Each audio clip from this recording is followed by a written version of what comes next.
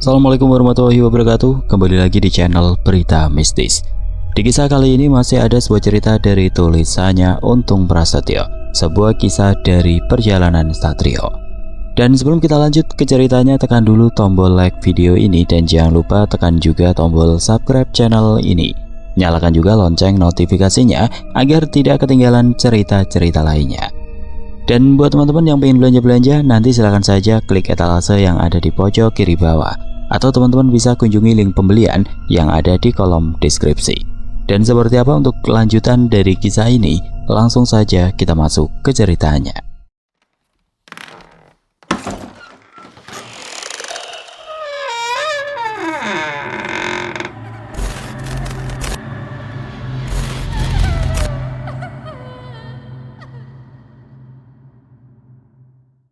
Malam itu di ruang tengah rumah Lek Jono, Satrio duduk bersila di atas tikar dengan wajah tenang. Namun dari sorot matanya menggambarkan sebuah beban yang sangat berat. Suaranya pelan namun jelas ketika dia menceritakan perjalanan spiritualnya. Mulai dari pertemuannya dengan Mbah Gumilar, lalu pengalaman mistis pertamanya serta gangguan-gangguan yang mulai dialaminya setelah kembali ke Jakarta. Tidak lupa Satrio juga menceritakan perjalanan batinnya bersama Mbah Joko, yang akhirnya mengungkap sebuah rahasia besar tentang kematian ayahnya. Tidak lupa juga dia menceritakan pertempuran gaibnya melawan Kitarno setelah dia membantu Sukma Pak Haryo hingga sampai dirinya mampu membawa kembali Sukma Supono yang hampir 2 tahun dibelenggu oleh Wanarasoma. Bu Arum mendengarkan dengan seksama sambil sesekali menatap Satrio dengan mata yang berkaca-kaca.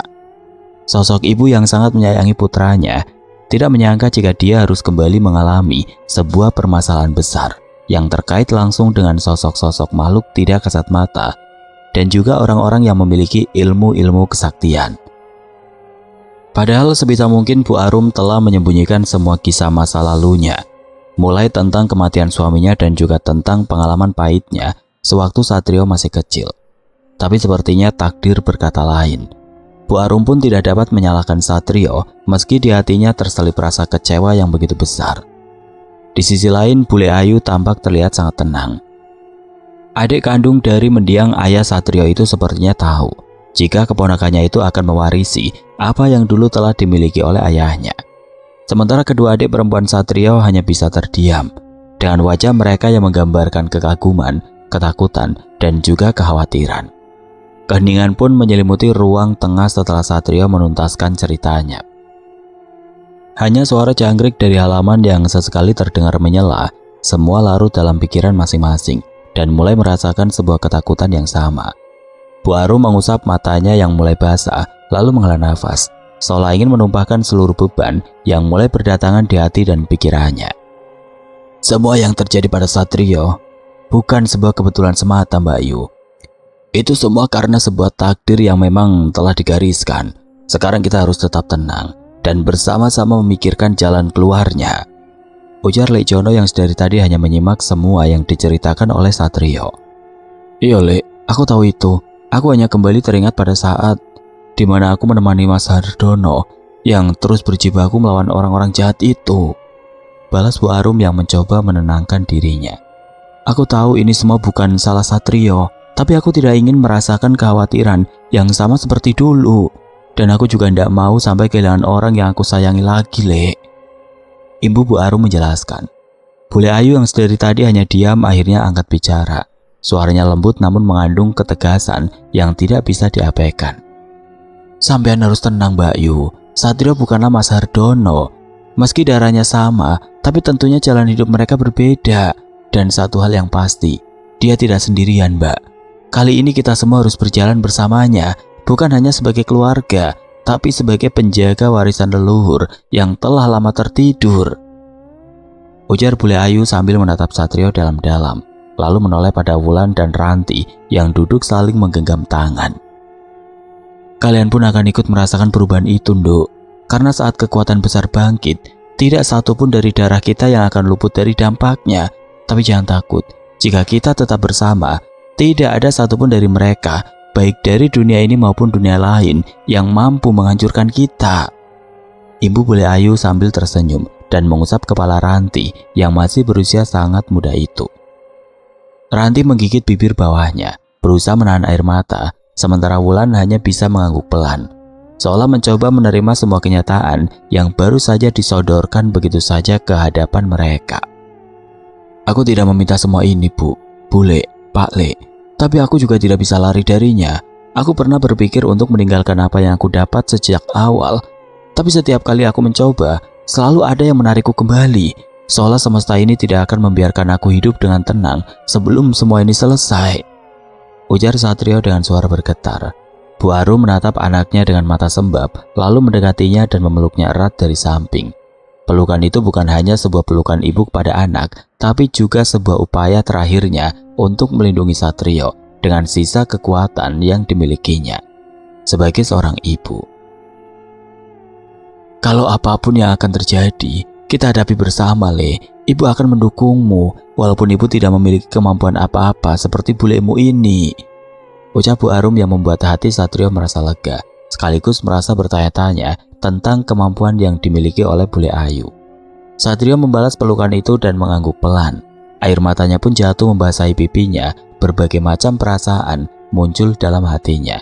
Ada rasa haru dan juga rasa bahagia, namun ada juga rasa takut dan penuh kekhawatiran. Semua muncul menjadi satu. Terima kasih, Bu. Maafkan Yoyo, bisiknya sambil terus memeluk ibunya. Di luar rumah angin malam mulai berembus lebih kencang. Pepohonan bergoyang pelan seiring bisikan alam yang mulai menyampaikan kabar bahwa penjaga warisan leluhur telah bangkit dan siap untuk mengembalikan apa yang telah hilang dan terus menjaganya hingga ke masa depan. Suasana tegang dan penuh tekanan pun berangsur membaik dan perlahan digantikan oleh suasana yang penuh kehangatan. Walau malam semakin larut, namun mereka semua terus melanjutkan obrolan mereka. Dan di saat itulah, Bule Ayu dan juga Bu Arum mulai menceritakan dengan detail tentang sosok Hardono Wicaksono dan tugas besar yang dimilikinya setelah dia menikah dengan Bu Arum. Selain cerita yang mengacu pada sebuah batu mustika yang berada di makam kerajaan kuno di desa kelahiran Bu Arum, Bule Ayu pun menceritakan tentang sebuah baju surjan lurik yang merupakan warisan dari trah keluarga Wicaksono.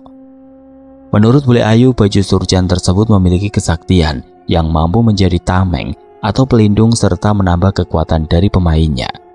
Surjan itu masih tersimpan dengan baik di rumah itu, dan menurut Bule Ayu lagi, ayahnya serta kakeknya serta kakek buyutnya tidak mampu mengenakan baju surjan tersebut. Bahkan ayah Satrio pun tidak sanggup memakainya, meski dia dikenal memiliki kesaktian paling tinggi di keluarganya.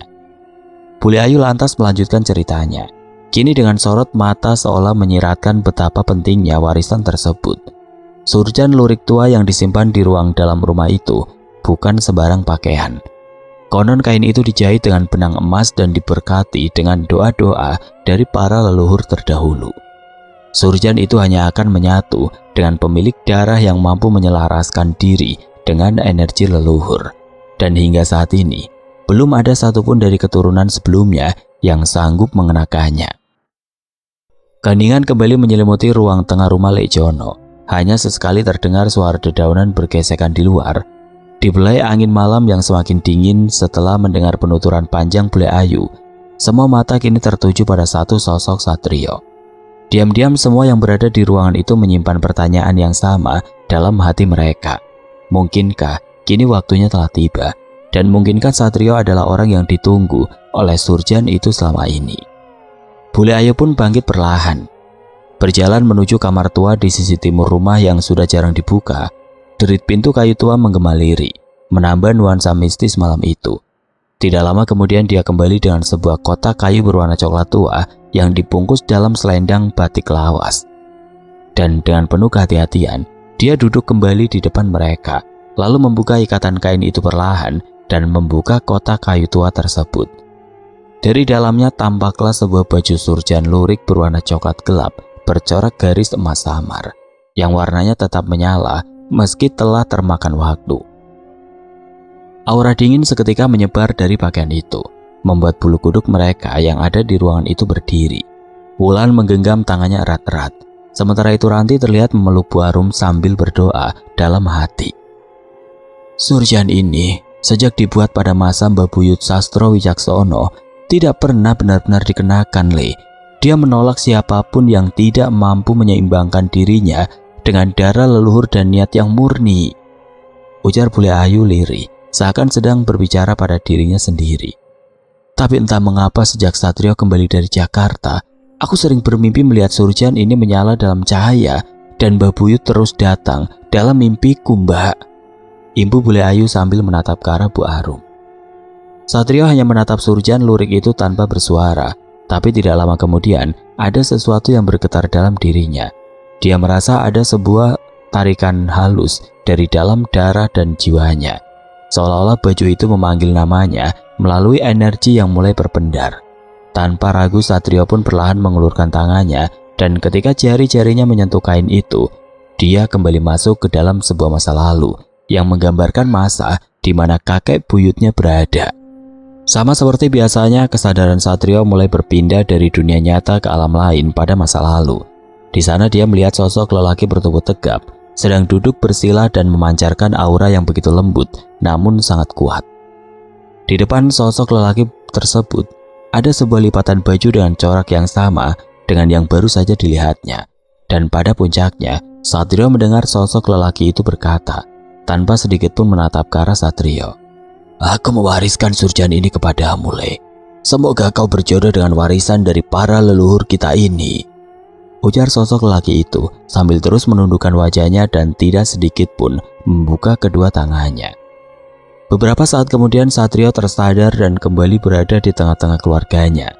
Namun apa yang baru saja dialami oleh Satrio membuat Bule Ayu tersenyum kepadanya sambil menganggukkan kepalanya. Gunakanlah apa yang kau miliki sekarang ini sebagai bentuk tanggung jawab, Le. Bukan sebagai senjata untuk sekedar memperkuat dan memperkaya diri. Bukan sebagai alat untuk mendapatkan apapun yang bersifat duniawi. Kau harus tetap pada jalan hidupmu sebagai seseorang yang memiliki tugas mengembalikan keseimbangan yang perlahan telah rusak ini. Ujar Bule Ayu dengan penuh ketegasan. Malam pun semakin larut, namun kehangatan yang terbangun dalam ruangan itu kian terasa. Meski lelah dan mata mulai terasa berat, tapi tidak satupun dari mereka beranjak dari tempat duduk. Peristiwa yang baru saja terjadi menjadi semacam peneguhan bahwa perjalanan Satrio ke depan akan semakin dalam dan rumit, serta syarat akan tanggung jawab besar. Satrio menunduk memandangi kedua tangannya, seolah masih bisa merasakan getaran dari kain surjan yang barusan disentuhnya. Suasana batinnya campur aduk. Di satu sisi ada kebanggaan dan kekuatan baru, namun di sisi lain sebuah beban besar mulai menekan dadanya. Bayangan wajah sosok leluhur itu masih tergambar jelas dalam pikirannya, dan kata-kata yang diucapkan seolah membekas seperti mantra yang mengendap di dalam hati. Minumlah, Le.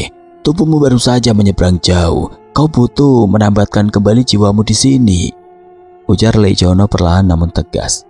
Satrio pun menerima segelas air yang diberikan oleh lelaki yang sudah dianggap sebagai ayah kandungnya sendiri itu. Dia meneguk perlahan air itu dan merasakan dingin yang menyegarkan. Nafasnya menjadi lebih teratur dan perlahan dia mulai bisa meresapi seluruh peristiwa malam itu dengan lebih jernih. Apapun yang akan terjadi, kau tidak sendirian, Yo. Apapun yang nanti kau hadapi, kami akan selalu menjadi tempatmu bersandar. Ucap Bu Arum dengan suara bergetar, namun cukup untuk meredakan ketegangan yang tersisa di hati Satrio.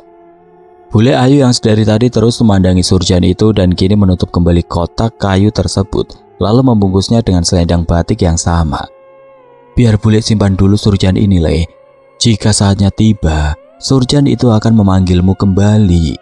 Ujar bule lirih, seperti berbicara pada masa depan yang masih tertutup kabut takdir. Malam itu berakhir dalam diam, namun bukan karena lelah.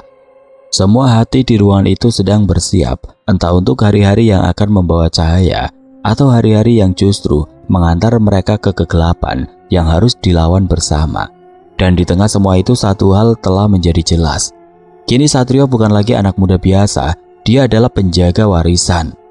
Pewaris tanggung jawab dan mungkin pematik dari kebangkitan dan keseimbangan yang telah lama hilang. Ketika malam semakin larut dan semua orang bersiap untuk segera tidur, tiba-tiba saja Satrio, Bu Arum, Bule Ayu, Lejono, Wulan dan juga Ranti dikejutkan dengan suara dari dering telepon genggam milik Bu Arum yang tergeletak di dalam kamarnya. Mendengar suara itu tiba-tiba saja Bu Arum merasakan sesuatu yang tidak biasa, seolah ada firasat buruk yang menghampirinya. Bu Arum pun bergegas berjalan ke arah kamar tempat tidurnya, dan dia pun langsung meraih telepon genggamnya yang terus berdering serta berkedip-kedip, yang cahayanya menerangi ruang temaram kamar itu. Dan ketika dia mengangkat panggilan dari ponselnya, Bu Arum pun dibuat terkejut dengan suara panik dari balik telepon genggamnya itu. "Halo, Bu Arum, ini saya, Bu, Pak Darman," ujar suara seorang pria yang terdengar sangat panik kala itu. "Iya Pak Darman, ada apa Pak?" balas Bu Arum yang penasaran dengan apa yang ingin disampaikan oleh tetangganya yang ada di Jakarta itu. "Ibu yang sabar ya, ini saya mau ngabarin kalau sekarang rumah Ibu kebakaran. Sekarang saya dan warga lainnya sedang berusaha memadamkan apinya, Bu, sambil nunggu pemadam kebakaran datang," ujar Pak Darman dari ujung teleponnya mengabarkan. Tubuh Bu Arum seketika lemas mendengar kabar itu. Matanya membelalak, tangannya gemetar menggenggam ponsel dan wajahnya langsung pucat pasi. Suara Pak Darman masih terdengar di seberang, menjelaskan keadaan dengan cepat dan gugup. Tapi pikiran Bu Arum seperti kosong, dan seketika itu juga dia tidak mampu berkata apa-apa. Satrio yang sejak tadi berdiri di ambang pintu kamar segera menghampiri ibunya. Dengan rasa penasaran yang mulai menggelayuti pikirannya, dia pun menanyakan siapa yang menelponnya larut malam begini dan apa yang dikabarkan oleh orang itu. "Ibu, kenapa Bu? Siapa yang telepon?" tanya Satrio dengan wajah yang terlihat cemas. Bu Arum menatap anaknya dengan sorot mata yang penuh guncangan, lalu menjawab lirih. "Pak Darman, Le. Pak Darman yang baru saja menelpon. Dia mengatakan kalau rumah kita terbakar, Le," balas Bu Arum dengan isak tangis yang mulai membelah kesunyian malam itu. Sekejap seluruh anggota keluarga yang mendengar langsung tersentak.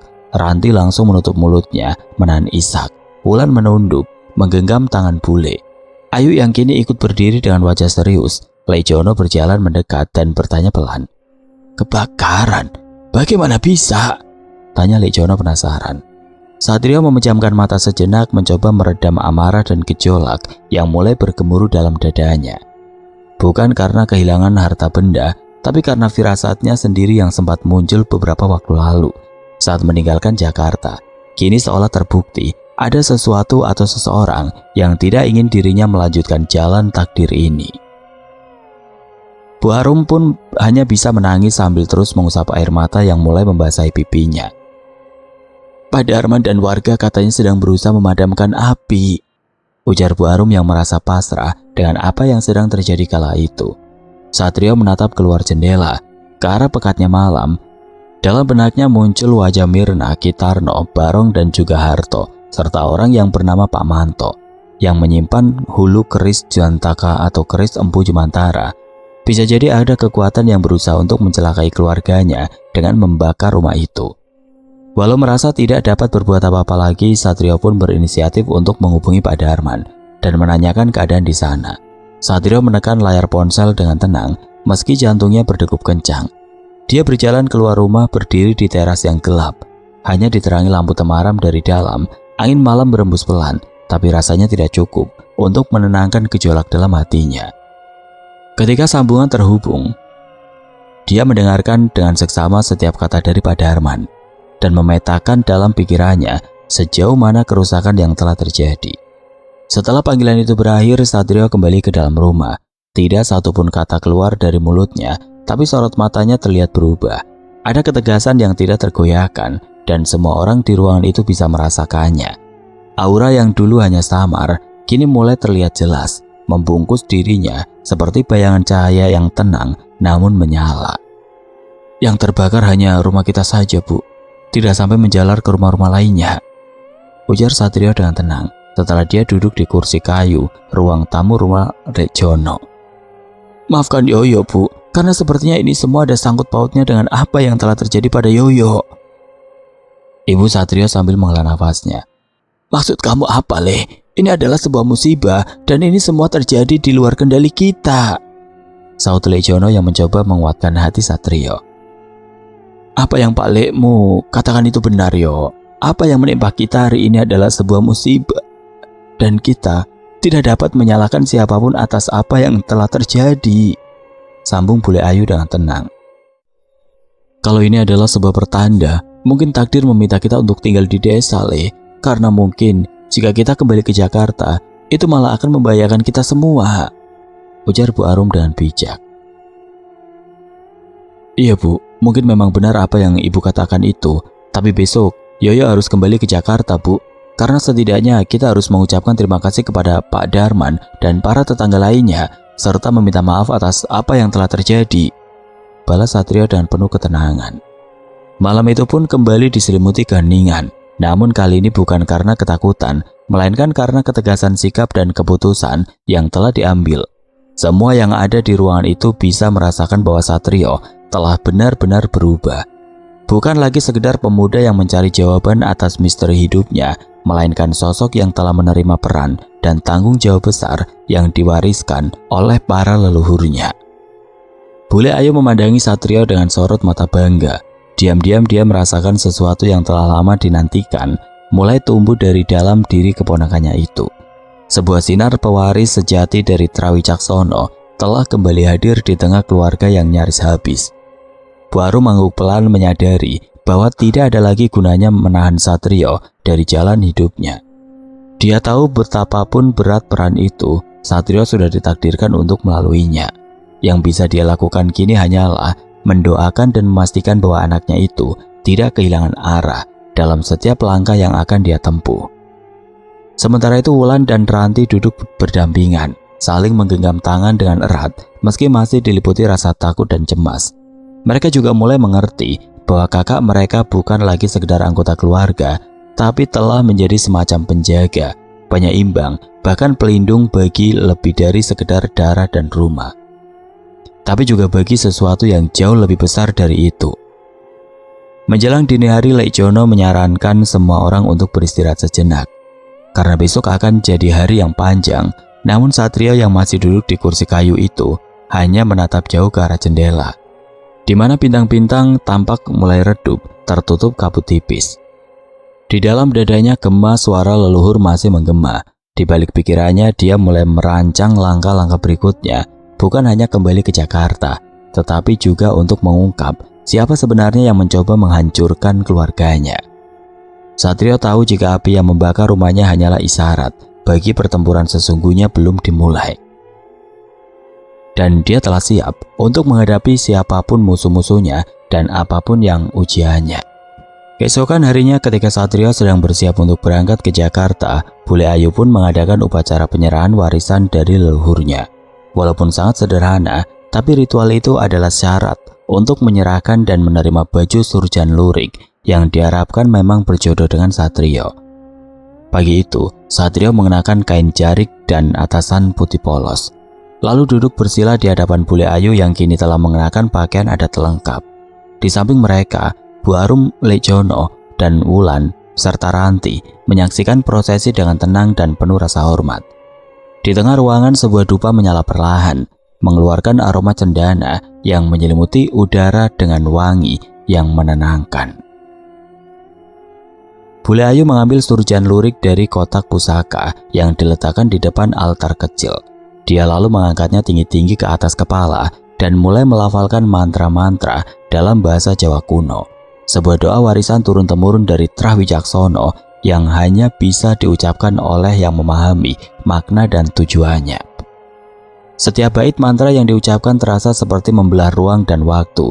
Aura yang keluar dari surjan lurik itu semakin kuat, seolah merespon kehadiran Satrio yang kini telah dipilih oleh leluhur untuk meneruskan tanggung jawab besar.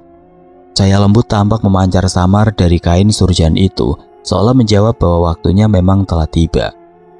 Setelah selesai membaca mantra, Bule Ayu menurunkan surjan itu dan memandang ke mata Satrio.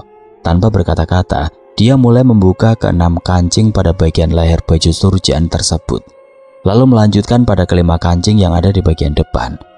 Selanjutnya Bule Ayu memakaikan baju surjan lurik itu ke tubuh keponakannya. Pada saat itu juga, udara di ruangan seolah berhenti berembus. Semua mata menatap Satrio dan tubuhnya pun sedikit bergetar saat surjan menyentuh kulitnya. Tidak seperti para leluhur sebelumnya yang merasa sesak atau bahkan terpental. Satrio justru merasa dadanya hangat dan tenang. Kain itu tidak menolak, tapi justru memberi energi lain pada tubuh Satrio. Selain tidak mengalami keanehan seperti sesak nafas, atau tubuh yang terasa panas.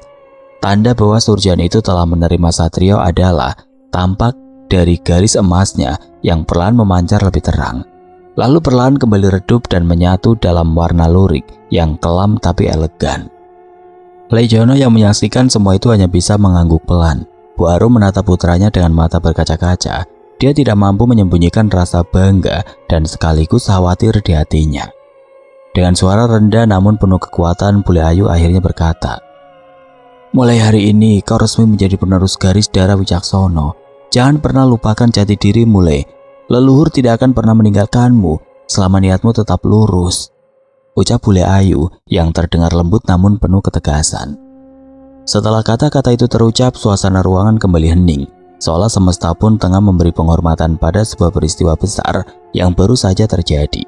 Surjan lurik yang telah menyatu dengan tubuh Satrio kini menjadi simbol bahwa garis leluhur Wicaksono telah menemukan penerusnya. Satrio menarik nafas dalam-dalam, merasakan bagaimana energi dari dalam dirinya perlahan berpadu dengan kekuatan halus yang merambat dari kain lurik tersebut. Ada getaran lembut yang menenangkan, sekaligus menegaskan keberadaan kekuatan baru dalam tubuhnya. Sebuah kekuatan yang bukan hanya datang dari pusaka itu, tapi juga dari kepercayaan dan restu para leluhur yang diam-diam kini berada di sisinya. Wulan dan Ranti yang duduk berdekatan saling menatap dengan mata membulat. Keduanya masih sulit memproses semua yang baru saja mereka saksikan. Kakak mereka yang dulunya hanya tampak sebagai sosok biasa, kini berdiri sebagai pewaris kekuatan turun-temurun yang selama ini hanya mereka dengar dalam kisah-kisah masa lalu. "Ingat yo, sekarang kamu telah dipilih. Ini bukan hanya tentang kesaktian, tapi juga tanggung jawab yang sangat besar. Sekarang ibu juga merasa lega, Le, dan ibu merestui langkahmu," ujar Bu Arum yang membuat Satrio merasa bahagia hari itu. Setelah serangkaian prosesi upacara dan ritual tersebut, Satrio pun berinisiatif untuk berangkat ke terminal yang ada di kotanya. Karena perjalanan menuju ke terminal itu memakan waktu hampir 2 jam lamanya. Jadi mau tidak mau dia pun harus berangkat lebih awal agar mendapatkan tiket bis menuju ke Jakarta. Ketika Bu Arum dan juga Bule Ayu sedang menyiapkan bekal makanan untuk perjalanannya, Satrio pun masuk ke dalam kamarnya dan hendak mengganti pakaiannya. Dan saat itu, dia kembali merasa ada sesuatu yang aneh ketika baju surjan yang dikenakannya seolah menyatu dengan tubuhnya. Baju yang sebelumnya terlihat agak sedikit longgar itu tiba-tiba saja ukurannya berubah lebih mengecil dan terlihat sangat pas di tubuh Satrio. Dan di tengah kebingungannya itu, tiba-tiba saja muncul sosok lelaki tua namun memiliki tubuh tegap yang berdiri di belakangnya dan langsung menyapanya seraya mengucapkan salam. "Awakmu kui pancen wong sing dipilih, Le. Awakmu kui pancen satrio sejati," ujar sosok lelaki itu dengan wajahnya yang memancarkan kebijaksanaan dan juga welas asih itu. "Nggih, Mbah, matur sembah suwun, sembah sungkem kula, Mbah," balas Satrio sambil menundukkan kepalanya seraya memberi sebuah penghormatan. "Iya, Le, pangestuku tanpa nono ya, Le, cah bagus," ujar sosok lelaki itu lagi. "Nyuwun sewu, Mbah, panjenengan iki sinten nggih?" tanya Satrio sambil tersenyum. "Aku Sastro Wicaksono, Le," balas sosok lelaki tua itu yang membuat Satrio menganggukkan kepalanya sambil tersenyum dengan mata berbinar. Setelah itu sosok Mbah Sastro yang merupakan kakek buyut dari Tra Wicaksono menjelaskan jika dialah yang membuat surjan lurik itu. Mbah Sastro juga mengatakan jika untuk saat ini baju surjan lurik itu akan terus melekat pada tubuhnya dan akan tampak ketika dia sedang berada di alam lain. Jadi dalam dunia nyata surjan itu tidak akan terlihat oleh siapapun. Namun ketika dia berada di alam gaib, dia akan terlihat mengenakan surjan lurik tersebut. Satrio mendengarkan setiap kata dari Mbah Sastro dengan penuh hikmat. Suara sang leluhur terdengar tenang namun syarat dengan kekuatan spiritual yang dalam.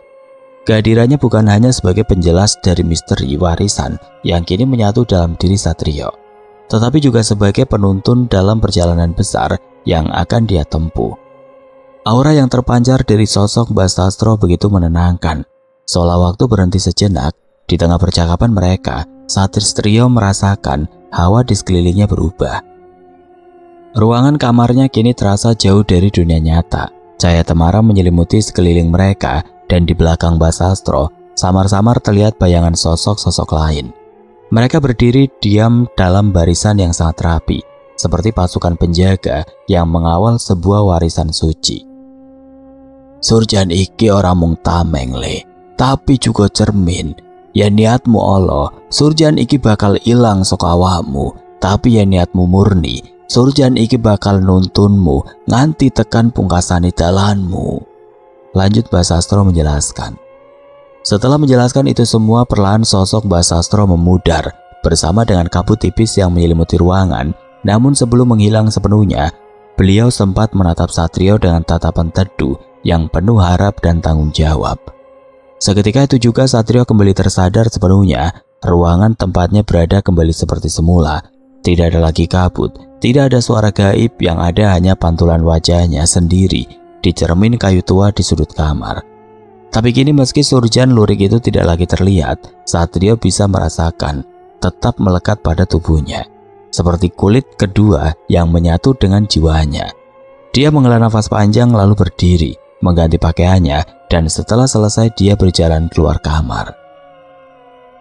Di ruang depan, Lek Jono, Bule Ayu, dan Bu Arum serta Wulan dan Ranti sudah menunggu Satrio. Dan setelah semuanya siap, Satrio pun berpamitan lalu berjalan keluar dari rumah Lek Jono. Tanpa sedikit pun rasa ragu, Satrio melangkah untuk kembali ke Jakarta dan mencari tahu apa yang sebenarnya telah terjadi di sana.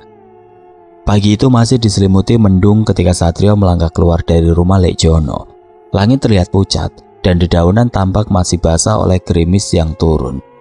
Udara terasa sejuk, namun di dalam dada Satrio tersimpan bara tekad yang perlahan mulai menyala. Di belakangnya berdiri 4 sosok yang memandangnya dengan penuh harap, cemas, dan bangga. Bule Ayu, Bu Arum, serta Wulan dan Ranti. Semuanya terdiam saat Satrio melangkah pergi meninggalkan mereka semua. Jakarta menantinya, tidak hanya sebagai kota yang pernah dia tinggalkan, tapi sebagai panggung dari ujian besar yang kini harus dia hadapi. Kebakaran rumah hanyalah tanda permulaan. Di balik asap dan arang itu, tersimpan rahasia yang menunggu untuk diungkap. Kekuatan yang menanti untuk dilawan, dan kebenaran yang selama ini tersembunyi di antara bayang-bayang. Tidak lupa Satrio pun berpamitan kepada Wanto sahabatnya. Dia menyempatkan diri untuk mampir sebentar ke rumah orang tua Wanto, tapi sayangnya saat itu Wanto sedang pergi ke ladang untuk mengantar bibit kacang yang akan ditanam di ladangnya. Walau merasa agak sedikit kecewa karena tidak dapat berpamitan dengan Wanto, namun Satrio memilih untuk melanjutkan perjalanannya. Di desa itu, kendaraan angkutan menuju ke pasar dan terminal bis di kota akan berangkat setiap 1 jam sekali, dan dia tidak ingin ketinggalan angkutan yang melalui jalan di desanya itu. Ketika tepat pukul 8:30, dengan langkah mantap, Satrio terus berjalan sambil sesekali menyapa orang-orang yang ditemuinya. Setibanya di tepi jalan desa, Satrio duduk sebentar di kursi bambu dekat warung kecil, menunggu angkutan yang akan lewat. Dia menarik nafas dalam-dalam, memejamkan mata sejenak, dan membiarkan pikirannya menyalami keheningan sekelilingnya. Tidak lama kemudian suara deru mesin terdengar dari kejauhan. Mobil angkutan yang ditunggunya pun muncul dari balik tikungan dan perlahan mendekat. Satrio berdiri, mengencangkan tali ranselnya, lalu melangkah naik ke dalam mobil itu. Dia tahu bahwa perjalanannya baru saja dimulai, dan apa yang akan dihadapi di Jakarta bukan hanya tentang rumah yang terbakar. Akan tetapi ada hal-hal yang lebih besar yang mulai menarik dirinya kembali ke pusaran takdir. Namun kali ini dia tidak sendirian. Ada kekuatan yang menyertainya, ada bila keris Empu Jumantara yang telah memiliki hulu, serta surjan lurik yang menyatu dengan tubuhnya. Dan ada kekuatan batin dari trah keluarga Wicaksono yang kini mengalir lebih deras dari sebelumnya. Ketika mobil angkutan mulai bergerak perlahan samar-samar, Satrio mendengar suara seseorang memanggilnya, dan kondektur minibus itu langsung meminta sopir untuk menghentikan kendaraannya sambil bertanya kepada Satrio. "Loh mas, itu sepertinya teman sampean," ujar sosok lelaki parubaya itu sambil terus memandang ke arah sosok pemuda bertubuh agak gemuk yang berlari ke arah mobil angkutannya. Karena penasaran, Satrio pun menoleh ke arah jendela, dan betapa terkejutnya dia ketika tahu jika orang yang berlari ke arah mobil angkutan itu sambil terus memanggil-manggil namanya adalah Supono. "Loh, awakmu sudah sehat, Mas?" tanya Satrio setelah Supono duduk di samping dengan nafas tersegal-segal. "Jangan panggil aku dengan sebutan itu, panggil saja namaku, karena sampean yang lebih pantas dipanggil Kang Mas," balas Supono yang membuat Satrio merasa heran. "Loh, kok diam? Ayo Lek, berangkat," ujar Supono kepada kondektur minibus yang terus saja menatapnya. "Kamu mau kemana, Pon?" tanya Satrio sambil mengernyitkan dahinya. "Loh, sampean ini bagaimana, Thomas? Saya mau ke Jakarta, saya mau menemani sampean," balas Supono dengan penuh percaya diri. "Kamu ini kalau bercanda kelihatan serius sekali, Pon," ujar Satrio yang tidak percaya dengan apa yang telah dikatakan oleh Supono. "Loh, sampean ini kok tidak percaya, Thomas? Aku ini diminta oleh Mbak Kliwon untuk menemani perjalanan sampean, dan ibuku juga sudah mengizinkanku," balas Supono dengan wajahnya yang terlihat sangat serius. "Selain itu, mereka memberiku sangu yang cukup banyak, Mas," imbu Supono sambil tertawa. "Yang bener, Pon? Ini yang ngomong kamu atau perewanganmu?" tanya Satrio sambil tersenyum. "Asem, yang ngomong ya aku lah, masa Kisoma," balas Supono sambil menghitung uang pemberian ibunya dan juga Mbak Kliwon. "Iki tenan loh, Mas, aku udah bercanda. Kemarin Mbak Kliwon bilang kalau aku diminta untuk ikut sampean. Untung saja aku tidak terlambat, soalnya tadi pas aku dan ibuku sampai di rumah Pak Dijono, awakmu wis mlaku loh, Mas," imbu Supono yang semakin membuat Satrio merasa bingung. "Aku ini bukan mau piknik, Pon. Keluargaku sekarang sedang mendapatkan musibah. Rumahku di Jakarta semalam habis terbakar, Pon," balas Satrio dengan wajahnya yang terlihat tegang. "Iya, Mas, aku sudah tahu. Tadi ibu sampean cerita juga kok," balas Supono sambil menundukkan kepalanya. "Selain itu aku juga sedang dicari oleh orang-orang sakti yang ingin menghabisiku, Pon," bisik Satrio dengan suara pelan yang membuat Supono agak sedikit terkejut. "Ya pantas saja, Mbak Kliwon meminta aku untuk menemani sampean, Mas. Sepertinya sampean ini memang butuh seorang teman." "Pokoknya aku siap membantu, Mas, dan aku tidak takut dengan orang-orang itu," balas Supono sambil mengeluarkan energi murninya yang cukup besar hingga membuat kendaraan yang ditumpangi agak sedikit goyang. "Yoh, sakar mula, Pon. Kalau itu memang perintah Mbak Kliwon, aku juga tidak bisa menolaknya," ucap Satrio yang membuat Supono tersenyum. "Iya, Mas, Mbak Kliwon juga bilang kalau jalan hidupku memang akan bersinggungan sama jalan hidupmu. Aku juga belum mengerti maksudnya apa, tapi aku percaya sama Mbak Kliwon, Mas," balas Supono dengan wajah teduh. Mobil angkutan pun kembali melaju perlahan, meninggalkan desa yang masih diselimuti mendung di pagi itu. Di dalam kendaraan, dua sosok muda yang duduk berdampingan itu kini mulai larut dalam obrolan yang lebih ringan. Supono masih saja berceloteh sembari sesekali menunjukkan isi tasnya yang dipenuhi berbagai perbekalan, botol air, kue kering buatan ibunya, dan bungkus nasi dari daun jati. Satrio hanya bisa tersenyum sambil menggelengkan kepalanya melihat kelakuan Supono. Namun jauh dalam hatinya dia merasa lega karena kehadiran Supono terasa menghapus kesepiannya. Dia juga merasakan jika aura mereka berdua tampak melebur menjadi satu, seperti layaknya orang yang telah lama saling mengenal satu sama lain. Di luar jendela pemandangan mulai berubah. Sawah-sawah luas berganti dengan perumahan pinggir kota, jalanan mulai ramai oleh kendaraan, dan hiruk-pikuk mulai menggantikan ketenangan pagi desa. Dan tidak lama kemudian, mereka berdua telah sampai di sebuah terminal bus Wonosari. Oke teman-teman, sekian untuk kisah kali ini. Bagaimana menurut kalian tentang kisah ini? Tulis komentar kalian di kolom komentar. Dan buat teman-teman yang baru bergabung, jangan lupa untuk like, komen, share, serta subscribe channel ini. Dan nantikan kisah-kisah horor berikutnya tetap di channel Berita Mistis. Wassalamualaikum warahmatullahi wabarakatuh.